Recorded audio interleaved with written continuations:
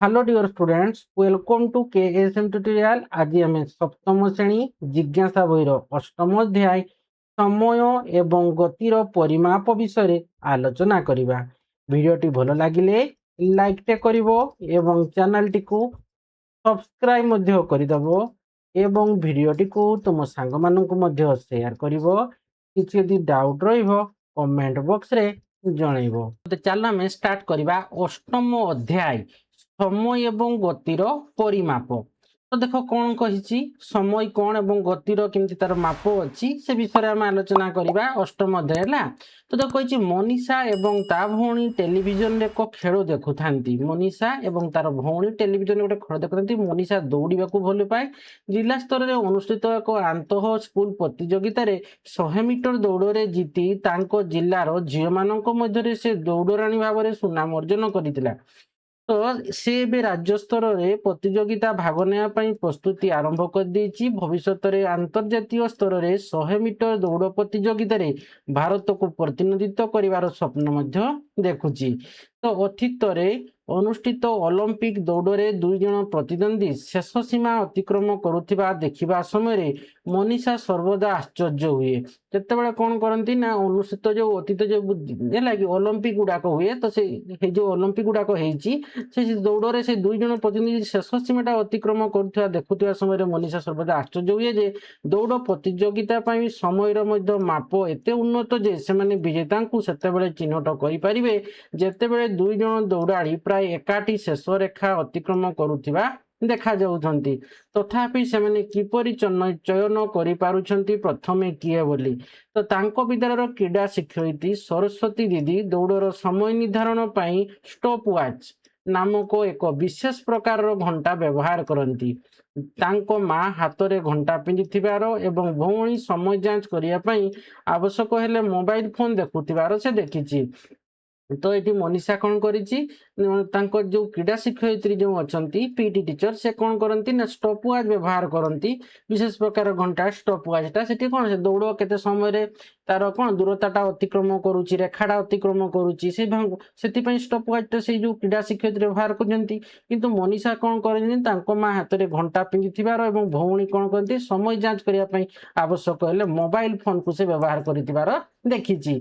ता मामू एक ब्रेली घंटा व्यवहार करुथिबा एवं से एक कथा कहूतिबा घंटा किनिथिले जहा एक बटन छुईले समय घोषणा करुथिला।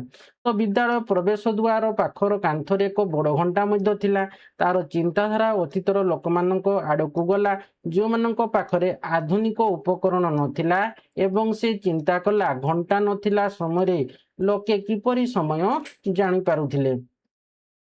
तो देख एटा दौड़ कि दौड़ी कहूँ ये पहुँचुची यहाँ हूँ कौन सीमा रेखाटा सीमाटा हूँ है हूँ कौन जिते थोड़ा दौड़ हो चिन्ह चिन्ह था यहाँ पहुँचले तुम्हें फास्ट कि सेकेंड फास्ट जी प्रथम फास्ट पहुँचो प्रथम जी सेकेंड पहुँचो द्वितीय है कि एमती कर दौले। तो यहाँ हूँ गोटे कौन दौड़ार गोटे हूँ देख यहाँ सीमा रेखाटा सीमा रेखा अतिक्रम ये रेखाटा जी फास्ट अतिक्रम कर प्रथम हम चित्र जापर। तो देख कही घंटा भली उपकरण नथिबा समय किपरि मपा जाउथिला है कि। तो देख फास्ट अच्छी 8.1 देख अच्छी समय परिमाप। तो मनीष बहुत दिन पूर्वर समय हिसाब रखा आग्रही थिला। से लक्ष्य करने आरंभ करथिला जे प्रकृति में अनेक घटना निर्दिष्ट समय व्यवधान में पुनरावृत्ति बहुत आगु। तो कौन घंटा तो नाला से समय कौन होते लोक मैंने समय हिसाब रखुले। तो केमती रखुले है कि। तो से लक्ष्य करने को आरंभ कर प्रकृति में अनेक घटना निर्दिष्ट समय व्यवधान में कौन हो पुनरावृत्ति हुए। उदाहरण स्वरूप सूर्य उदय एवं अस्त सूर्यटा कौ समय अच्छी जदि सूर्यटा पूरा मुंड उपर थी मैंने कौन दिन 12टा अच्छी जब मुंड ए साइड को पड़ेब तमें कौन बस देखिकी से कहीपे अस्त होता मैंने जानते जे एतकी समय बाजी एतकीटा समय होती कि चंद्र कलार हार्स बुद्धि है कि सेठू आम कौन करुले ना से दिन जापारे कि तार समय भी जापारे है कि एवं ऋतुर परिवर्तन भी से जापारे चंद्र कलार हार्स बुद्धि जो गोल हो पूर्णिमा कहते जो कौन हो पूरा देखा ना तमें कौन अमावस्या कहते है कि पुणी टिके बढ़ी बढ़ी जीव से गुड़ा दिन हिसाब कर जाऊे। तो से समय रक्षापी यही घटना गुड़िकर ସମୟ ଚକ୍ର ବ୍ୟବହାର କରିବା ଆରମ୍ଭ କରିଥିଲେ। ତ ସେମାନେ ଏହି ସମୟଟାକୁ ରକ୍ଷା କରିବା ପାଇଁ ଘଟଣାଗୁଡ଼ିକ ସମୟ ଚକ୍ର ସେମାନେ ବ୍ୟବହାର ଆରମ୍ଭ କରିଥିଲେ। ପ୍ରଥମେ ସେମାନେ କ୍ୟାଲେଣ୍ଡର ପ୍ରସ୍ତୁତ କରିଥିଲେ। ସୂର୍ଯ୍ୟଙ୍କ ଉଦୟ ଏବଂ ଅସ୍ତ ଚକ୍ର ଦ୍ୱାରା ଏକ ଦିନକୁ ଗଣନା କରାଯାଉଥିଲା। ତ ସେମାନେ କ'ଣ କରିଥିଲେ, ଗୋଟେ କ୍ୟାଲେଣ୍ଡର ପ୍ରସ୍ତୁତ କରିଥିଲେ। ସୂର୍ଯ୍ୟଙ୍କ ଉଦୟ ଏବଂ ଅସ୍ତ ଚକ୍ର ଦ୍ୱାରା ଏକ ଦିନ ଗଣନା କରାଯାଉଥିଲା। ତାପରେ ଏହି ଦିନର ସମୟ ମାପିବାର ଉପାୟ ଖୋଜିବା ଆରମ୍ଭ ହୋଇଥିଲା। ତେଣୁ ସେମାନେ ସମୟ ମାପିବା ପାଇଁ ଅନେକ ଉପକରଣ ତିଆରି କରିଥିଲେ, ଯାହା ସେମାନଙ୍କୁ ଗୋଟିଏ ଦିନ ମଧ୍ୟରେ ସମୟ ସ୍ୱଳ୍ପ ବ୍ୟବଧାନ ମଧ୍ୟ ମାପିବାରେ ସାହାଯ୍ୟ କରିଥିଲା। ତେଣୁ ସେମାନେ କ'ଣ କରିଥିଲେ, ସମୟଟାକୁ ମାପୁଥିଲେ। ଅନେକ ପ୍ରକାର କ'ଣ କରିଥିଲେ ନା ଉପକରଣ ତିଆରି କରିଥିଲେ। ତ ସେମାନଙ୍କୁ ସେ କ'ଣ ହେଉଥିଲା ନା ଗୋଟିଏ ଦିନ ମଧ୍ୟରେ ସମୟର ସ୍ୱଳ୍ପ ବ୍ୟବଧାନ ମଧ୍ୟ ମାପିବାରେ କେତେ ସମୟ ହେଇଛି ହେଲା କି, ଯେମିତି ଏବେ ମନେକର ଧର 2ଟା ବାଜିଛି, ଆଗରୁ ମାପୁଥିଲେ ଏଇ ସମୟରେ 2ଟା ବାଜିଛି ଗୁରା। ତାପରେ ଏମିତି ତିଆରି କଲେ ଉପକରଣ ଯେ କି ପୁରା ଏକୁରେଟ୍ ସମୟର ଯେ ଗୋଟେ 2ଟା ବାଜିଛି 2ଟା କେତେ ବାଜିଛି ହେଲା କି 2ରୁ 3 2ଟା 2:30 ହେଇଛି ନା 2ଟା 20 ହେଇଛି। ମାନେ ସେଇ ପାଇଁ ଉପକରଣ ବି ବଦଳିଲେ ହେଲା କି। ଆଗରୁ କ'ଣ କରୁଥିଲେ ନା ଦେଖୁଥିଲେ ମୁଣ୍ଡ ଉପରେ ସୂର୍ଯ୍ୟ ଅଛି ମାନେ ଭାବୁଥିଲେ କ'ଣ ଦିନ ମାନେ ମଝି ବେଳା ହେଇଗଲା, ମାନେ କ'ଣ ଅଧା ଦିନ ହେଇଗଲାଣି ହେଲା କି। ତେଣୁ ତାପରେ ପୁଣି କିଛି ସମୟ ପରେ ଯେତେବେଳେ କ'ଣ ସୂର୍ଯ୍ୟଟା ଅସ୍ତ ହେବାକୁ ଯାଉଥିଲା, ସେମାନେ କହୁଥିଲେ ନା ଏଇ ସମୟରେ 4ଟା ବାଜିଗଲା କି 5ଟା ବାଜିଗଲା ସେମାନେ କହୁଥିଲେ। କିନ୍ତୁ ତାପରେ କ'ଣ କଲେ ନା ସମୟ ମାପିବା ପାଇଁ ଅନେକ ଉପକରଣ ତିଆରି କଲେ। ତାମାନେ ସେ ସମୟରେ କ'ଣ କେମିତି ଉପକରଣ କଲେ, ଯେମିତି ସୂର୍ଯ୍ୟ ଘଡ଼ି ହେଉ, ଜଳ ଘଡ଼ି ହେଉ, ବାଲି ଘଡ଼ି ତ ବା ମହମବତୀ ଘଣ୍ଟା ଇତ୍ୟାଦି ବ୍ୟବହାର କରୁଥିଲେ। କେମିତି ନା ସେମାନେ ଏଇ ଯେଉଁ ସୂର୍ଯ୍ୟ ଘଡ଼ି ବା ଜଳ ଘଡ଼ି ବା ବାଲି ଘଡ଼ି ବା ମହମବତୀ ଘଣ୍ଟା ଏଗୁଡ଼ାକ ବ୍ୟବହାର କରିଦେଲା ମାନେ ସେମାନେ ବ୍ୟବହାର କଲା ପରେ କ'ଣ ଜାଣିଲେ ନା ଗୋଟିଏ ଦିନ ମଧ୍ୟରେ ଧର କେତେଟା ବାଜିଛି ହେଲା କି ସ୍ୱଳ୍ପ ବ୍ୟବଧାନ ମାନେ କ'ଣ ଡିଫରେନ୍ସଟା ବେଶୀ, ମାନେ ଏଇ ସମୟରେ କ'ଣ ଆଗରୁ କ'ଣ କରୁଥିଲେ ନା 12ଟା ବାଜିଲା ତାପରେ କହୁଥିଲେ ନା ଏଇ ଯେଉଁ ସୂର୍ଯ୍ୟଟା ଯଦି ଏପଟକୁ ପଳେଇ ଆସିବ ସେଇ 2ଟା 3ଟା ହେଇଥିବ କିମ୍ବା 4ଟା ହେଇଥିବ, କିମ୍ବା ଯେତେବେଳେ ପୁରା ଅସ୍ତ ହେଇଯାଉଥିଲା 5ଟା 6ଟା କହୁଥିଲେ। ଯେତେବେଳେ ଆମେ ଏଇ ଯେଉଁ ସୂର୍ଯ୍ୟ ଘଡ଼ି, ଜଳ ଘଡ଼ି, ବାଲି ଘଡ଼ି ଏଗୁଡ଼ାକ ବ୍ୟବହାର କରିବା ଦ୍ୱାରା କ'ଣ ହେଲା ନା ଯେଉଁ ସମୟ ମାପର ଯେଉଁ ବ୍ୟବଧାନଟା ଥିଲା, ଯେମିତି ଆମେ 12ରୁ ଡାଇରେକ୍ଟ ହିସାବ କରୁଥିଲେ 3ଟା, ଏମିତି ବ୍ୟବଧାନଟା କମିଗଲା ବୁଝିଗଲା। ମାନେ 12ରୁ 1, 2ଟା 3ଟା ଏଗୁଡ଼ାକ ଘଣ୍ଟା କିମ୍ବା ଅଧା ଘଣ୍ଟା ଭିତରେ କ'ଣ ଡିଫରେନ୍ସଟା କମିଗଲା, ବ୍ୟବଧାନଟା କମିଗଲା। ଏହାର କେତେଗୋଟି ଉଦାହରଣ ଅଟେ। ତ ଦେଖ ଏକ ସୂର୍ଯ୍ୟ ଘଡ଼ିରେ ଦିନ ବେଳେ ସୂର୍ଯ୍ୟଙ୍କ ଆଲୋକ ଦ୍ୱାରା ପଡ଼ିଥିବା ବସ୍ତୁର ଛାଇ ହେଲା କି, ଯେତେବେଳେ ସୂର୍ଯ୍ୟ ଘଡ଼ିରେ କ'ଣ ଦିନ ବେଳେ ସୂର୍ଯ୍ୟଙ୍କ ଯେଉଁ ଆଲୋକଟା ପଡ଼ୁଛି ତ ସେହି ସମୟରେ ବସ୍ତୁର ଛାଇର ପରିବର୍ତ୍ତନଶୀଳ ସ୍ଥିତି ସହିତ ସମୟ ନିର୍ଣ୍ଣୟ କରାଯାଉଥିଲା। ଜଳ ଘଡ଼ି ଗୁଡ଼ିକ ସମୟ ମାପ କରିବା ପାଇଁ ଏକ ପାତ୍ର ଭିତରକୁ କିମ୍ବା ବାହାରକୁ ଜଳ ନିୟନ୍ତ୍ରିତ ପ୍ରବାହ ବ୍ୟବହାର କରୁଥିଲେ।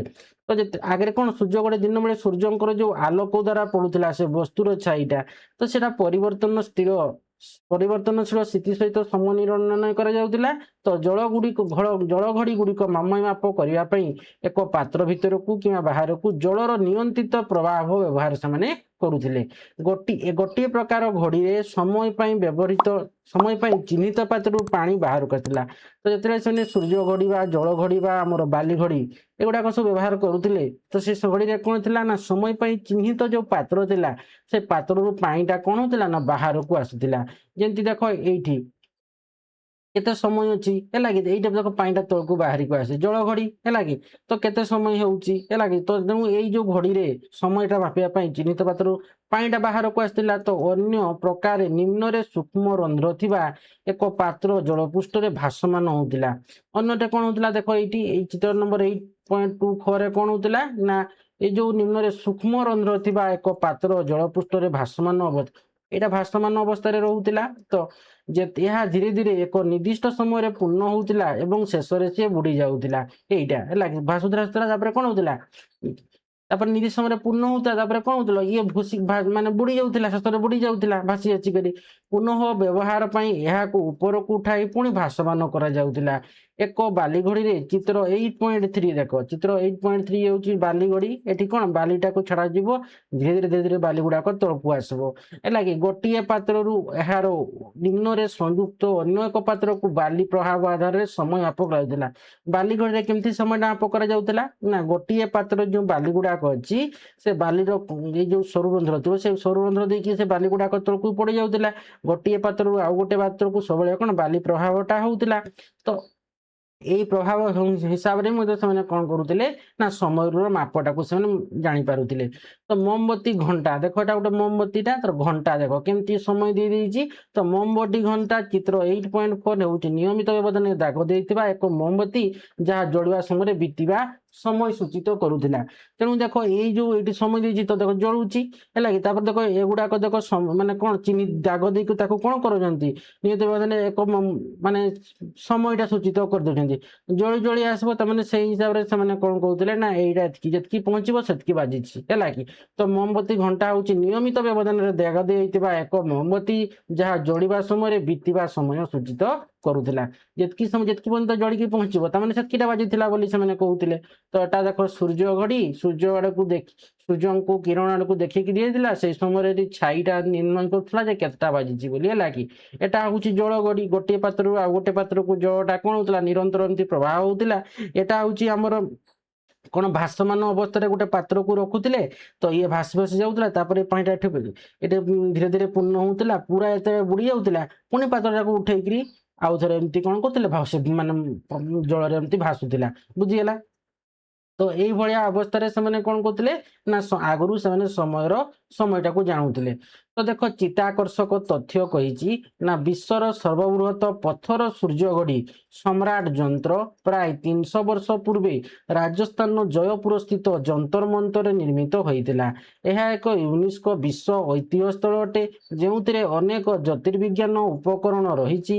ପଥର ଘଡ଼ିର ଉଚ୍ଚତା 27 ମିଟର ଏହାର ଛାଇ ପ୍ରତି ସେକେଣ୍ଡରେ ପ୍ରାୟ 1 ମିଲିଲିଟର ଗତି କରେ ଏବଂ 2 ସେକେଣ୍ଡ ପର୍ଯ୍ୟନ୍ତ ସମୟ ବ୍ୟବଧାନ ମାପ କରିବା ପାଇଁ ସୂକ୍ଷ୍ମ ଭାବରେ ଚିହ୍ନିତ ସ୍କେଲରେ ପଡ଼େ। ତ ଦେଖ ବିଶ୍ୱର ସର୍ବବୃହତ ସୂର୍ଯ୍ୟ ଘଡ଼ି ବା ଯେଉଁଟାକୁ ଆମେ ସମ୍ରାଟ ଯନ୍ତ୍ର ପ୍ରାୟ 300 ବର୍ଷ ପୂର୍ବେ ରାଜସ୍ଥାନର ଜୟପୁର ସ୍ଥିତ ଯନ୍ତର ମନ୍ତରରେ ନିର୍ମିତ ହୋଇଥିଲା ହେଲା କି। ଏହା ଏକ ୟୁନେସ୍କୋ ବିଶ୍ୱ ଐତିହ୍ୟ ସ୍ଥଳ ଅଟେ। ଏଟା ୟୁନେସ୍କୋ ମାନ୍ୟତା ପାଇଥିଲା ବିଶ୍ୱ ଐତିହ୍ୟ ସ୍ଥଳୀ ରୂପରେ ହେଲା କି। ବୃହତ୍ ସୂର୍ଯ୍ୟ ଘଡ଼ିଟା ପଥର ସୂର୍ଯ୍ୟ ଘଡ଼ି ହେଲା କି ଯେଉଁଠାରେ ଅନେକ ଜ୍ୟୋତିର୍ବିଜ୍ଞାନ ଉପକରଣ ରହିଛି। ପଥର ଘଡ଼ିର ଉଚ୍ଚତା କେତେ ଅଛି ନା ଆମର 27 ମିଟର ଅଛି। ଏହାର ଛାଇ ପ୍ରତି ସେକେଣ୍ଡରେ ପ୍ରାୟ 1 ମିଲିଲିଟର ଗତି କରେ ଏବଂ 2 ସେକେଣ୍ଡ ପର୍ଯ୍ୟନ୍ତ ସମୟ ବ୍ୟବଧାନ ମାପ କରିବା ପାଇଁ ସୂକ୍ଷ୍ମ ଭାବରେ ଚିହ୍ନିତ ସ୍କେଲରେ ପଡ଼େ। ଯେକୌଣସି ସୂର୍ଯ୍ୟ ଘଡ଼ି ପରି ଏହା ସ୍ଥାନୀୟ କିମ୍ବା ସୌର ସମୟ ମାପ କରେ ଏବଂ ଭାରତୀୟ ମାନକ ସମୟ ନିର୍ଣ୍ଣୟ କରିବା ପାଇଁ ଏଥିରେ କିଛି ସଂଶୋଧନ ଆବଶ୍ୟକ ହୁଏ। ତାପରେ କହିଛି ଦେଖ ଆସ ଏକ ଜଳ ଘଡ଼ି ତିଆରି କରିବା କି କହିଛି।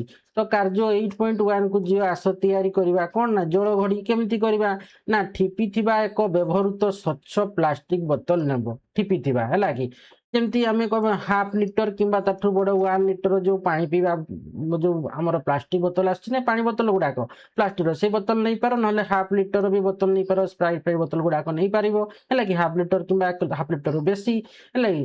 ତାପରେ କ'ଣ କରିବ ଦୁଇରେ ନା ଚିତ୍ର 8.5 ପରେ ଦେଖାଯାଉଥିବା ପରି ଏହାକୁ ପ୍ରାୟ ମଝିରେ 2 ଭାଗରେ କାଟିଦିଅ। ତାପରେ ଦେଖିଲା ବେଳେ ଏମିତି ମଝିରେ 2 ଭାଗରେ ସେ ପ୍ଲାଷ୍ଟିକ ବୋତଲଟାକୁ କାଟିଦେବ।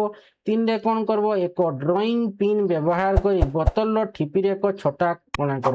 ତାପରେ କ'ଣ କରିବ ନା ଗୋଟେ ଡ୍ରଇଂ ପିନ୍ ବ୍ୟବହାର କରି ଏଇ ଯେଉଁ ଠିପିଟାର ମଝିରେ କରି କ'ଣ କରିବ ନା ଗୋଟେ ଛୋଟ କଣା କରିବ ଖରେ। ପ୍ରଥମ କାଟିଦେବ ବୋତଲଟାକୁ ତାପରେ ଖରେ କଣା କରିବ। ତାପରେ ଦେଖ କ'ଣ କରିବ ନା ଏଇଠି ଯେଉଁ କଣା ଏଇଟା କାଟିଥିବ ଯେଉଁଟା ଠିପି ଲାଗିଥିବ ସେଟାକୁ ଠିକ୍ ଏଇଭଳିଆ ହେଲା କି ଗୋଟେ ଯେଉଁ କାଟିଛ ଫାଳେ ତାକୁ ଏଇ ଠିପି ସାଇଡ୍ରେ ତଳକୁ ଏମିତି ରଖିବ ହେଲା କି। ତାପରେ କ'ଣ କରିବ ଘରେ ଦେଖ ତାପରେ କହି ଦେଖ ଏଇଠି 4ରେ ନା ଏଇଟା ବୋତଲର ଉପର ଅଂଶକୁ ଅଧା କରି ମାନେ ଏଇ ଯେଉଁ କାଟିଦେବ ଏଇଠୁ ଏଇଟା ଏଇ ଅଂଶଟା ହେଲା କି ଉପର ଅଂଶଟାକୁ ଅଧା କରି ତଳ ଅଂଶ ଉପର ଅଂଶକୁ ତଳ ଅଧା ଅଂଶ ଉପରେ ଓଲଟି ରଖ ଏଇଭଳିଆ ରଖିବ ହେଲା ଓଲଟେଇକି। ଚିତ୍ର 8.5 ଘରେ ତାପରେ 5ରେ କ'ଣ କରିବ ନା ବୋତଲର ଉପର ଅଂଶକୁ ଜଳରେ ପୂର୍ଣ୍ଣ କର। এই ବୋତଲର ଯେଉଁ ଉପର ଅଂଶ ରହିଛି ଏଟା ଯଦି ଆମର ଜଳରେ ପୂର୍ଣ୍ଣ କରିଛନ୍ତି ଜଳରେ ପୂର୍ଣ୍ଣ କରିଦେବ ଉପର ଅଂଶକୁ ହେଲା କି। ଏବଂ ଜଳସ୍ତର ଚିହ୍ନଟ କରିବା ପାଇଁ ତୁମେ କିଛି ବୁନ୍ଦା କାଳି କିମ୍ବା ରଙ୍ଗ ବ୍ୟବହାର କରିବ। ତ ଜଳସ୍ତର ଚିହ୍ନଟ କରିବା ପାଇଁ କାଳି ବ୍ୟବହାର କରିବ। ଏଇ କାଳିଟା ଏଟା ଯେମିତି ଦେଇଛି କ'ଣ ଗୋଲାପୀ ରଙ୍ଗର କାଳି ବ୍ୟବହାର କରିଛି। ତ ତେଣୁ ତୁମେ କ'ଣ କରିବ ନା କିଛି ବୁନ୍ଦା କାଳି କିମ୍ବା ରଙ୍ଗ ବ୍ୟବହାର କରିପାରିବ। ଚିତ୍ର 8.5 ଘର ଭଳିଆ ହେଲା। ତାପରେ 6ରେ ଦେଖ କ'ଣ ଅଛି ନା ବୋତଲର ତଳ ଅଂଶରେ ଜଳ ଟପ୍ ଟପ୍ କରି ପଡ଼ିବା ଆରମ୍ଭ କରିବ। ତଳ ଅଂଶ ଦେଖ ଏଠି ବି କଣା ଯେହେତୁ କରିଦେଇଛ ଆମର କ'ଣ ପିନ୍ରେ ଡ୍ରଇଂ ପିନ୍ରେ କଣା କରିଛ ମାନେ ଏଇ ଯେଉଁ ଜଳଟା କ'ଣ ହବ ଠପ୍ ଠପ୍ କରି ପଡ଼ି ପଡ଼ି ଚାଲିବ ହେଲା କି ପଡ଼ି ପଡ଼ି ଚାଲିଲା। ଏକ ପଡ଼ିବା ଆରମ୍ଭ କରିବ। 1 ଘଣ୍ଟା ବ୍ୟବହାର କରି ସମସ୍ତ ଜଳ ତଳପାତ୍ରରେ ପଡ଼ିବା ପର୍ଯ୍ୟନ୍ତ ପ୍ରତି ଗୋଟିଏ ମିନିଟ୍ ପରେ ହେଲା ଯେତେବେଳେ ଘଣ୍ଟା ରହୁଛି ଆମର କ'ଣ ହେଉଛି ଏଠି ଯେତେବେଳେ ପ୍ରତି 1 ଘଣ୍ଟା ବ୍ୟବହାର କରି ସମସ୍ତ ଜଳ ତଳପାତ୍ରରେ ପଡ଼ିବା ପର୍ଯ୍ୟନ୍ତ ପ୍ରତି ଗୋଟିଏ ମିନିଟ୍ ପରେ ଜଳ ସ୍ତର ଚିହ୍ନିତ କର। ତାପରେ ତୁମେ ଏମିତି ପଢ଼ବ କ'ଣ ହେଲା ବୋତଲ ତଳକୁ ସେମିତି ପଡ଼ି ପଡ଼ି ଚାଲିବ ଟପ୍ ଟପ୍ କରିକି 1 ଘଣ୍ଟା ବ୍ୟବହାର କରି ଯେଉଁ ତୁମର ଆସୁଥିବ ଚିହ୍ନ ଗୁଡ଼ାକ ଏମିତି ଦେଇ ଚାଲିବ। ଗୋଟେ ଘଣ୍ଟାରେ ଦେଖିବ କେତେଟା ଆସିଛି, ତାପର ଘଣ୍ଟାରେ ଦେଖିବ କେତେଟା ଆସିଛି, ଚିହ୍ନ ଏମିତି ତୁମେ ଦେଇ ଚାଲିବ ଚିହ୍ନିତ କରିବ। ପଡ଼ିବା ପର୍ଯ୍ୟନ୍ତ 1 ଘଣ୍ଟା ବ୍ୟବହାର କରିକି ତୁମେ 1 ଘଣ୍ଟା ବ୍ୟବହାର କରିବ ଏବଂ ପ୍ରତି ଗୋଟିଏ ମିନିଟ୍ ପରେ ଜଳସ୍ତର ଚିହ୍ନ 1 ମିନିଟ୍ ହେଉଥିବ ଗୋଟେ ଚିହ୍ନଟ କରିବ ଚିହ୍ନ ଦେଇଯିବ 1 ମିନିଟ୍ ପର୍ଯ୍ୟନ୍ତ ଲାଗି ତୁମ ଜଳ ତଳପାତ୍ରରେ ପଡ଼ିବା ପର୍ଯ୍ୟନ୍ତ ପ୍ରତି ଗୋଟିଏ ମିନିଟ୍ ପରେ ଜଳର ସ୍ତର ଚିହ୍ନିତ କର। ତୁମର ଜଳ ଘଡ଼ି ପ୍ରସ୍ତୁତ ହେଲା ହେଲା କି ଚିହ୍ନିତ କରିଦେବ। 1 ଘଣ୍ଟା ତୁମେ କ'ଣ କଲ ପ୍ରଥମ 1 ଘଣ୍ଟା ବ୍ୟବହାର କରି କ'ଣ କରିବ ନା ଯେ ସମସ୍ତ ଜଳଟା କ'ଣ ତଳପାତ୍ରରେ ପଡ଼ିବା ପର୍ଯ୍ୟନ୍ତ ଯେତେ ପର୍ଯ୍ୟନ୍ତ ତୁମ ଜଳଟା ପଡ଼ିନା ତଳ ପର୍ଯ୍ୟନ୍ତ ହେଲା କି ପ୍ରତି 1 ମିନିଟ୍ରେ କ'ଣ କରିବ ଏମିତି ଚିହ୍ନ ଦେଇ ଯିବ ହେଲା କି। ତାପରେ ତୁମର ହେଇଗଲା ଆଉ ମାନେ କ'ଣ 1 ମିନିଟ୍ରୁ ତୁମେ ଜାଣିପାରିବ ମାନେ ଗୋଟେ ଠପା ମାନେ କେତେ ଠପାରେ 1 ମିନିଟ୍ ହେଉଛି, କେତେ ଠପାରେ 1 ମିନିଟ୍ ହେଉଛି ହେଲା କି ତୁମେ ଜାଣିପାରିବ। ତ ତୁମେ କ'ଣ ଏବେ ଅନୁମାନ କରିପାରିବ କି ଏହାକୁ କିପରି ବ୍ୟବହାର କରିପାରିବ।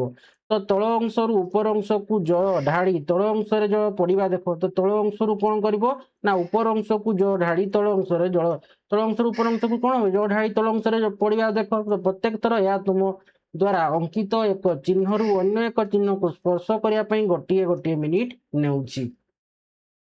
ତାପରେ ଦେଖ କହିଛି ଚିତ୍ତାକର୍ଷକ ତଥ୍ୟ। ତ ପ୍ରାଚୀନ ଭାରତର ଛାୟା ଏବଂ ଜଳ ଘଡ଼ି ଉଭୟ ବ୍ୟବହାର କରି ସମୟ ମାପ କରାଯାଉଥିଲା। ପ୍ରାଚୀନ ଭାରତରେ କ'ଣ ଏଇ ଛାୟା ମାନେ ଛାଇଟାକୁ ମାପ କରି ଏବଂ ଜଳ ଘଡ଼ି ଉଭୟଟାକୁ ବ୍ୟବହାର କରି ସମୟଟାକୁ ମାପ କରାଯାଉଥିଲା।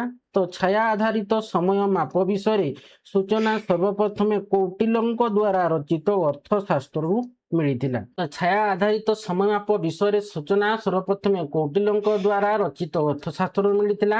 ଏହା ଖ୍ରୀଷ୍ଟପୂର୍ବ 2ୟ ଶତାବ୍ଦୀ ଖ୍ରୀଷ୍ଟପୂର୍ବ 3ୟ ଶତାବ୍ଦୀ ମଧ୍ୟରେ ରଚିତ ଏବଂ ସଂଶୋଧିତ ହୋଇଥିଲା। ଏକ ଭୂଲମ୍ବ ବାଡ଼ିର ଛାୟା ମାପ ବ୍ୟବହାର କରି ସମୟ ପାଇଁ ଏକ ଠିକ୍ ବ୍ୟଞ୍ଜକ ବରାହମିହିର ପ୍ରାୟ 530 ଖ୍ରୀଷ୍ଟାବ୍ଦରେ ଦେଇଥିଲେ। ଜଳଘଡ଼ିର ବର୍ଣ୍ଣନା ଅର୍ଥଶାସ୍ତ୍ର, ଶାର୍ଦୂଳ କର୍ଣ୍ଣବାଦନ ଏବଂ ଅନ୍ୟ କିଛି ଗ୍ରନ୍ଥରେ ହେଲା କି ଯେମିତି ଆଦ୍ୟ ଖ୍ରୀଷ୍ଟୀୟ ଶତାବ୍ଦୀ ଗୁଡ଼ିକରେ କରାଯାଇଥିଲା। ଏହି ଜଳ ଘଡ଼ି ଗୁଡ଼ିକ ସମ୍ପୂର୍ଣ୍ଣ ଠିକ୍ ନଥିଲା କାରଣ ଜଳସ୍ତର ହ୍ରାସ ପାଇବା ସହିତ ପ୍ରବାହ ଗତିର ହାର ହ୍ରାସ ପାଉଥିଲା। ଏହି ଦୃଷ୍ଟିରୁ ଚିତ୍ର 8.2 ଘଟିକା ଯନ୍ତ୍ରର ବିକାଶ ହୋଇଥିଲା ଯାହା ପ୍ରଥମେ ଆର୍ଯ୍ୟଭଟ୍ଟ କହିଥିଲେ ଏବଂ ତା ପରେ ଅନେକ ଜ୍ୟୋତିର୍ବିଜ୍ଞାନ ଗ୍ରନ୍ଥରେ ଏହାର ବର୍ଣ୍ଣନା ମିଳେ। ବୌଦ୍ଧ ମଠ ରାଜପ୍ରସାଦ ନଗର ଛକରେ ଘଟିକା ଯନ୍ତ୍ର ଦ୍ୱାରା ସମୟ ନିରନ୍ତର ମାପ କରାଯାଉଥିଲା ଏବଂ ପ୍ରତ୍ୟେକ ଥର ପାତ୍ର ବୁଡ଼ିବା ସମୟରେ ଢୋଲ ଶଙ୍ଖ ବା ଘଣ୍ଟି ବାଜିବା ଦ୍ୱାରା ସମୟର ସୂଚନା ଘୋଷଣା କରାଯାଉଥିଲା। ଯଦିଓ ଊନବିଂଶ ଶତାବ୍ଦୀର ଶେଷ ଭାଗରେ ଘଟିକା ଯନ୍ତ୍ରକୁ ପେଣ୍ଡୁଲମ୍ ଘଣ୍ଟା ଦ୍ୱାରା ଧୀରେ ଧୀରେ ବଦଳାଇ ଯାଇଥିଲା, ତଥାପି ଧାର୍ମିକ ସ୍ଥଳରେ ଏହାକୁ ବ୍ୟବହାର କରାଯାଉଥିଲା। ତାପରେ ଦେଖ କହିଛି ନା ମାନବ ସଭ୍ୟତାର ଉନ୍ନତି ଏବଂ ଲୋକମାନେ ଦୂରଦୂରାନ୍ତର ଯାତ୍ରା ଆରମ୍ଭ କରିବା ସହିତ ସମୟର ମାପ ଅତ୍ୟନ୍ତ ଗୁରୁତ୍ୱପୂର୍ଣ୍ଣ ଓ ଜଟିଳ ହୋଇଗଲା। ତ ମାନବ ସଭ୍ୟତାର କ'ଣ ହେଲା ଉନ୍ନତି ହେଲା ଏବଂ ଲୋକମାନେ ଦୂରଦୂରାନ୍ତର ଯାତ୍ରା ଆରମ୍ଭ କରିଲେ। ସେ ସମୟରେ ସମୟର ମାପ ଅତ୍ୟନ୍ତ ଗୁରୁତ୍ୱପୂର୍ଣ୍ଣ ଏବଂ ଜଟିଳ ହୋଇଗଲା, କଷ୍ଟକର ହୋଇଗଲା ହେଲା କି। ଏହା ଚତୁର୍ଦ୍ଦଶ ଶତାବ୍ଦୀ ପରଠାରୁ ଓଜନ ଗିୟର ଏବଂ ସ୍ପ୍ରିଙ୍ଗ ଦ୍ୱାରା ଚାଳିତ ସମୟ ମାପ ପାଇଁ ଯାନ୍ତ୍ରିକ ଉପକରଣ ଗୁଡ଼ିକର ବିକାଶ ପାଇଁ ସହାୟକ ହୋଇଥିଲା। ତଥାପି ସପ୍ତଦଶ ଶତାବ୍ଦୀରେ ପେଣ୍ଡୁଲମ୍ ଘଣ୍ଟାର ଉଦ୍ଭାବନ ଯାନ୍ତ୍ରିକ ସମୟ ରକ୍ଷାରେ ଏକ ପ୍ରମୁଖ ସଫଳତା ଥିଲା। ତ ଦେଖ ଏଟା ହେଉଛି ଗୋଟେ ପେଣ୍ଡୁଲମ୍ଟା ହେଲା କି।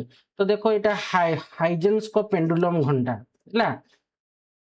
ତ ଦେଖ ଏଇ ପେଣ୍ଡୁଲମ୍ ଘଣ୍ଟାଟା କ'ଣ ନା ଜଣେ ବୈଜ୍ଞାନିକଙ୍କୁ ଜାଣିବା ହେଲା କି ତ ଦେଖ ପେଣ୍ଡୁଲମ୍ ଘଣ୍ଟା 1656 ମସିହାରେ ଉଦ୍ଭାବିତ ହୋଇଥିଲା। କେତେ ମସିହାରେ ପେଣ୍ଡୁଲମ୍ ଘଣ୍ଟା ଉଦ୍ଭାବନ ହୋଇଥିଲା ନା 1656 ମସିହାରେ ଏବଂ 1657 ମସିହାରେ କ୍ରିଷ୍ଟିଆନ ହାଇଜେନ୍ସ ହେଲା କି ତାଙ୍କ ଜନ୍ମ 1629ରୁ ଏବଂ ତାଙ୍କର ମୃତ୍ୟୁ କେତେ 1695 ଦ୍ୱାରା ପେଟେଣ୍ଟ କରାଯାଇଥିଲା। ଏଇ ହାଇଜେନ୍ ପେଣ୍ଡୁଲମ୍ ଘଣ୍ଟାଟା ସେ ପେଟେଣ୍ଟ କରିଥିଲେ ତେଣୁ ତାଙ୍କ ନାଁରେ ହେଇଗଲା କ'ଣ ହାଇଜେନ୍ସଙ୍କ ପେଣ୍ଡୁଲମ୍ ଘଣ୍ଟା। ତ ହେଲା ତ 1656 ମସିହାରେ ସେ ଉଦ୍ଭାବିତ ପେଣ୍ଡୁଲମ୍ ଘଣ୍ଟାଟା ହେଇଥିଲା ତେଣୁ ସେ 1657 ମସିହାରେ କ୍ରିଷ୍ଟିଆନ ହାଇଜେନ୍ସ ଦ୍ୱାରା ପେଟେଣ୍ଟ କରାଯାଇଥିଲା। ସେ ଗାଲିଲିଓ ଗାଲିଲି ହେଲା କି पेंडुलम विषय अनुसंधान द्वारा अनुप्राणित होते कुहଯାଏ ଯେ ଥରେ ଏକ ଚର୍ଚ୍ଚରେ ବସିଥିବା ସମୟରେ ଗାଲିଲିଓଙ୍କ ଦୃଷ୍ଟି ଛାତରୁ ଝୁଲି ରହିଥିବା ଏକ ଦୀପ ଉପରେ ପଡ଼ିଥିଲା। ତ କୁହାଯାଏ ଯେ କ'ଣ ନା ଯେ ଚର୍ଚ୍ଚରେ ଥରେ ବସିଥିବା ସମୟରେ ଗାଲିଲିଓଙ୍କ ଦୃଷ୍ଟିଟା କ'ଣ ହେଇଥିଲା, ଗାଲିଲିଓ ଚର୍ଚ୍ଚରେ ବସିଥିଲେ ସେ ସମୟ ତାଙ୍କ ଦୃଷ୍ଟି ଛାତରୁ ଝୁଲି ରହିଥିବା ଏକ ଦୀପ ଉପରେ ପଡ଼ିଥିଲା, ଯାହା ଆଗକୁ ପଛକୁ କ'ଣ ହଉଥିଲା ନା ଦଳାୟମାନ ହଉଥିଲା, ହେଲା କି ପବନରେ, ହେଲା କି ଝୁଲୁଥିଲା। ସମୟ ମାପିବା ପାଇଁ ତାଙ୍କ ନାଡ଼ି ବ୍ୟବହାର କରି ଗାଲିଲିଓ ଜାଣିଲେ ଯେ ଦୀପ ପ୍ରତ୍ୟେକ ଦଳାୟମାନ ପାଇଁ ସମୟ ସମାନ ସମୟ ଦେଖିଲେ କେତେ ସମୟରେ ସେ ଯାଉଛି ପୁଣି କେତେ ସମୟରେ ସେ ଆସୁଛି। ତ ଦେଖିଲେ ଯେ ସମାନ ସମୟରେ ଯାଉଛି ଏବଂ ସମାନ ସମୟରେ ଆସୁଛି। ତ ସମାନ সময়ଟା କ'ଣ ନେଉଛି ନା ସମାନ ନେଉଛି, ହେଲା କି ଦଳାୟମାନ ସମୟଟା। ତ ବିଭିନ୍ନ ପେଣ୍ଡୁଲମ୍ ସହିତ ପରୀକ୍ଷଣ କରିବା ପରେ ଗାଲିଲିଓ ଏହି ସିଦ୍ଧାନ୍ତରେ ପହଞ୍ଚିଲେ ଯେ ଗୋଟିଏ ଦୋଳନ ସମାପ୍ତ କରିବାକୁ ଲାଗୁଥିବା ସମୟ ଏକ ନିର୍ଦ୍ଦିଷ୍ଟ ଲମ୍ବ ପେଣ୍ଡୁଲମ୍ ସହିତ ସମାନ ଅଟେ। ତାପରେ ସେଠୁ ଗାଲିଲିଓ କ'ଣ ଜାଣିଲେ ନା ଯେଉଁ ପେଣ୍ଡୁଲମ୍ଟା ସେ ପରୀକ୍ଷଣ କରିବା ପରେ ଗାଲିଲିଓ ଏହି ସିଦ୍ଧାନ୍ତରେ ପହଞ୍ଚିଲେ ଯେ ଗୋଟିଏ ଦୋଳନ ସମାପ୍ତ କରିବାକୁ ସମୟ ଲାଗୁଥିବା ସମୟ ଏକ ନିର୍ଦ୍ଦିଷ୍ଟ ଲମ୍ବ ବା ପେଣ୍ଡୁଲମ୍ ସହିତ ସର୍ବଦା ସମାନ ଅଟେ, ହେଲା କି। ତ ଆଜି ଆମେ ଏତିକି ଯାଏଁ ଆଲୋଚନା କରିବା। ନେକ୍ସଟ ଭିଡ଼ିଓରେ ଆମେ 8.1.1 ଯେଉଁ ଏକ ସରଳ ପେଣ୍ଡୁଲମ୍ ଅଛି ସେଇଠୁ ଆମେ ଆଲୋଚନା କରିବା। ଆଶା କରୁଛି ପିଲାମାନେ ଏହି ଭିଡ଼ିଓଟାକୁ ଭଲ ଭାବେ ବୁଝିପାରିଥିବ। ଭିଡ଼ିଓକୁ ଲାଇକ୍ କମେଣ୍ଟ ଏବଂ ପ୍ରଥମତରେ ସେୟାର କରିବ ଏବଂ ଯେଉଁମାନେ ପର୍ଯ୍ୟନ୍ତ ଚ୍ୟାନେଲଟିକୁ ସବସ୍କ୍ରାଇବ୍ କରିନ ଅତି ଶୀଘ୍ର ଚ୍ୟାନେଲଟିକୁ ସବସ୍କ୍ରାଇବ୍ କରିଦେବ ଏବଂ ପାଖରେ ଥିବା ବେଲ୍ ଆଇକନ୍ଟିକୁ ମଧ୍ୟ ଦବାଇ ଦେବ, ଯାହାଫଳରେ ତୁମେ ଭିଡ଼ିଓ ଛାଡ଼ୁଛ ତୁମ ପାଖକୁ ନୋଟିଫିକେସନ୍ ପଳେଇବ, ପରେ ତୁମେ ଜାଣିପାରିବ। ଧନ୍ୟବାଦ।